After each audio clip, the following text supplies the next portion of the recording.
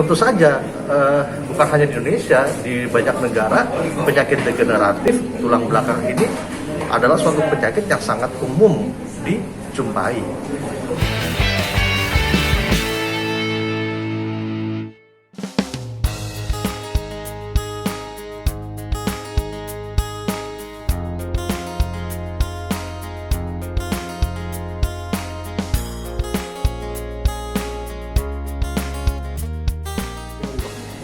Jadi kalau bicara tentang penyakit pinggang yang kita bahas sore ini kan penyakit pinggang akibat proses tulang belakang degeneratif.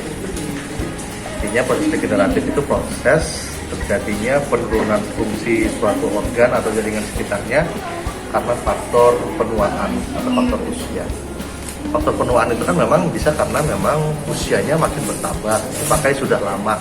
Tapi kadang-kadang bisa aja dia belum dipakai lama tetapi sudah mengalami kerusakan. Itu kan berarti ada faktor yang mempercepat proses kerusakan. Contohnya tadi ada obesitas. Jadi tulang belakang kita dipaksa untuk bekerja berat setiap harinya, setiap saatnya. Gitu. Terus ada juga pekerjaan-pekerjaan tertentu yang memang itu tidak ergonomis. Contohnya orang-orang yang mengangkat berat, dia mengangkat beban dengan berat, tetapi kemudian tidak mengikuti prosedur K3 keselamatan kesehatan kerja gitu kan. Nah sehingga dia tidak ergonomis, tidak salah, sehingga kemudian tulang belakangnya dipaksa untuk bekerja berfungsi dengan tidak benar berulang-ulang. Apalagi contohnya orang yang kemudian punya hobi umpamanya angkat berat tetapi tidak pakai proteksi atau tidak benar cara mengangkatnya, atau kemudian orang suka bela diri tapi kemudian tanpa panduan bagaimana seharusnya keselamatan dalam melakukan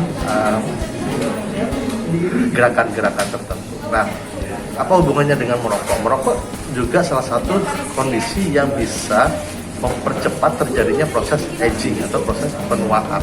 Kita tahu bukan hanya tulang belakang, di semua organ juga mengalami penuaan dengan dini kan, ya. Nah itu yang kemudian terjadi resiko untuk mengalami degeneratif. Ketika bicara tentang proses degeneratif, artinya itu kelainan yang akan dihadapi oleh seluruh kita yang kemudian berusia panjang. Jadi di negara-negara lain di mana harapan hidupnya meningkat, maka penyakit degeneratif otomatis akan ikut meningkat. Kenapa? Karena usianya semakin tua, organ yang digunakan semakin lama penggunaannya. Nah, jadi tentu saja bukan hanya di Indonesia, di banyak negara penyakit degeneratif tulang belakang ini adalah suatu penyakit yang sangat umum dijumpai.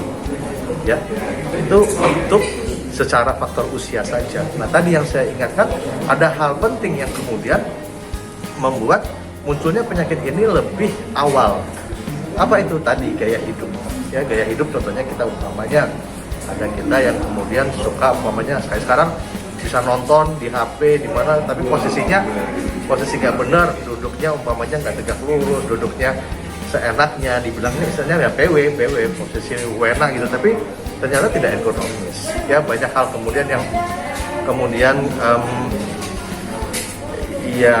contohnya kalau membantu di leher umpamanya kan kita pakai laptop, contohnya sekarang kayak WFH atau home from school kita pakai gini berjam-jam gitu kan, pola kerja itu tidak ergonomis.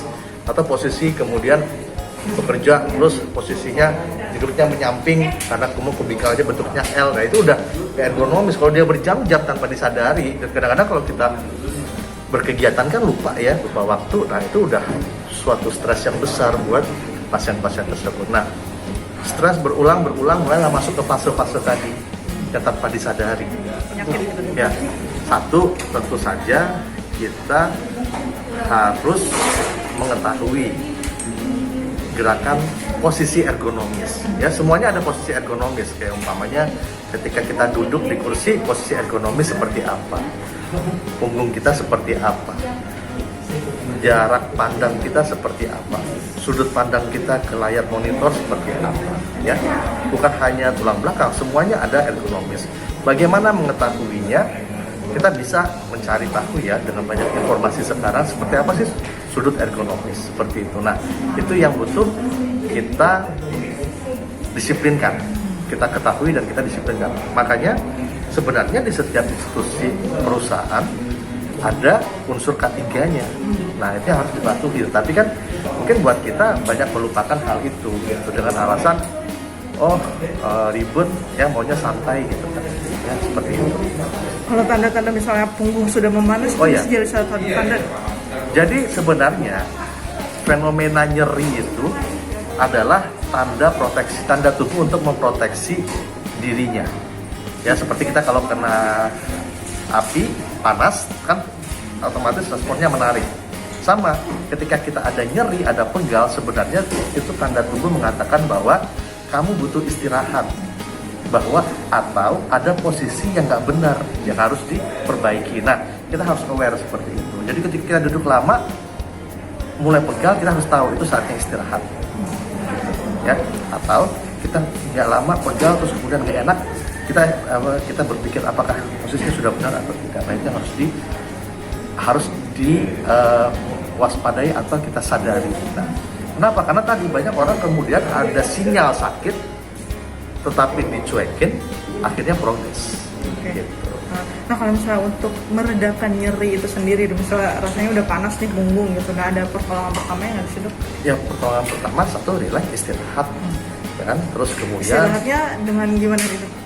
Ya, istirahat umpamanya bisa kita rebahan atau kemudian melakukan pijitan ringan gitu kan, atau bisa juga umpamanya ada kompres hangat gitu ya, atau boleh juga dengan obat-obat topikal, obat-obat gosok yang untuk meredah nyeri. Sebenarnya bisa semua.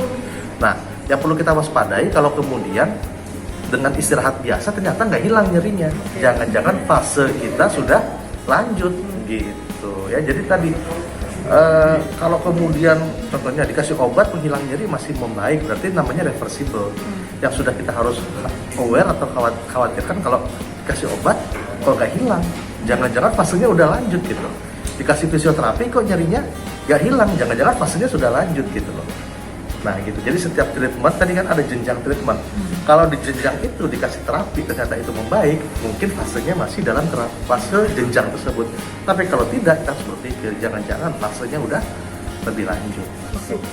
Susu. Salah kaprah masyarakat menganggap seperti itu? Ya, tidak sesimpel cuma susu saja ya, kan semua harus makanan seimbang dan gizinya memenuhi semuanya dan cukup. Karena kecuali kalau memang kita kurang gizi ya.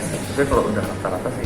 Tapi yang paling penting bukan masalah kandungan, jadi bukan hanya kandungan tulangnya saja, tetapi juga posisi tulangnya dan struktur sekitarnya. Operasi ini, alat operasi ini, yang base ini sih sejauh ini alat-alat medis Indonesia kan kita masih datangkan dari luar negeri, tetapi alat-alat tersebut tersedia di dalam negeri. Tadi yang Dr. Danu sebutkan bedanya yang base terkini dengan yang uniportal. Jadi endoskopi yang lain itu dia uniportal, satu tempat dengan alat-alat khusus yang spesifik untuk itu lebih menyulitkan. Kenapa? Karena kalau orang ingin memiliki, orang harus beli satu set lengkap. Tapi kalau ini alatnya dia lebih maju, tapi dengan alat-alat yang lebih friendly dibanding alat-alat yang sebelumnya. Teknik untuk operasinya lebih terkini dengan alat-alat yang friendly. Jadi alat-alatnya kita nggak butuh alat-alat khusus, alat-alat yang biasanya digunakan oleh dokter bedah saraf bisa digunakan, tetapi teknik operasinya itu lebih unggul gitu kan. Jadi secara memberikan manfaat banyak buat pasien, memberikan manfaat buat dokter bedah saraf, memberikan manfaat dan lebih potensi untuk berkembang di banyak tempat dengan alat seperti ini. Jadi teknologi bipolar endoscopic spine surgery ini adalah sebuah teknologi kedokteran yang saat ini mutakhir ya untuk endoskopi lumbar. Setelah sebelumnya diperkenalkan PLD dan PSLD, kemudian dikembangkan lagi menjadi BSS ini.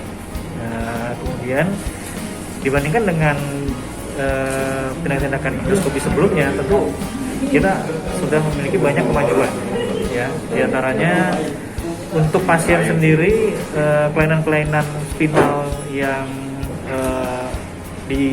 bisa kita tangani itu jadi lebih luas range-nya gitu. Jadi mulai dari jepitan tulang muda yang dari belakang di antara tulang yang bikin kanal stenosis, kemudian ada jepitan dari selipnya bantalan tulang, bantalan sendi, baik itu dari tengah maupun dari samping. Kemudian juga misalnya kita perlu mengganti si bantalan tulang yang sudah tidak bisa dipakai lagi dengan yang baru. Itu semua bisa dicapai dengan tindakan bipolar endoskopik yang sebelumnya oleh tindakan bipolar endoskopik, lumbar cektomi maupun endoskopik itu tidak bisa mencakup semuanya yang tadi disebutkan. Misalnya endoskopi PLD hanya bisa mengambil jepitan saraf yang dari samping saja, dari tengah nggak bisa, jepitan dari tengah karena tulang muda di antara tulang belakang juga nggak bisa. Dan si PSLD hanya bisa mengambil jepitan saraf yang akibat kanal stenosis tadi, yang jepitan penebalan tulang muda di belakang. Untuk jepitan akibat bantalan tulang yang selip ke tengah maupun ke samping jangan. Jadi ini semua kekurangan dan kelebihan yang dimiliki oleh endoskopi sebelumnya dilengkapi di tindakan bipolar. Tingkat keberhasilannya berapa persen kata? Kalau dari pengalaman kami di klinik, dari pasien-pasien sudah kita lakukan tindakan itu hampir kita punya 100% pasien mengalami penurunan skala nyeri, ya gitu. Dan 60% diantaranya bisa mencapai skala nyeri 0 dari sebelumnya preoperasi, ya tindakan itu 8. Untuk harganya sendiri berapa? Untuk harga mungkin saya kira masih dijangkau, masih bisa dijangkau lah untuk kita semua para masyarakat sekitar, yang saya tahu sih 85 juta. Tapi lakukan bisa dikatur sama BPJS layanan. Untuk kita sangat berharap bahwa layanan BPJS akan mencapai tindakan bipolar endoskopik, karena kita tahu bahwa BPJS kan utamanya yang high volume, high dose. Kalau karena ini termasuk baru, jadi mungkin volumenya masih belum high dan tidak menjangkau keseluruhan negeri. Ya. Kita harapkan nanti ke depannya semakin populer dan semakin bisa dimanfaatkan di seluruh pelosok dan bisa di-cover.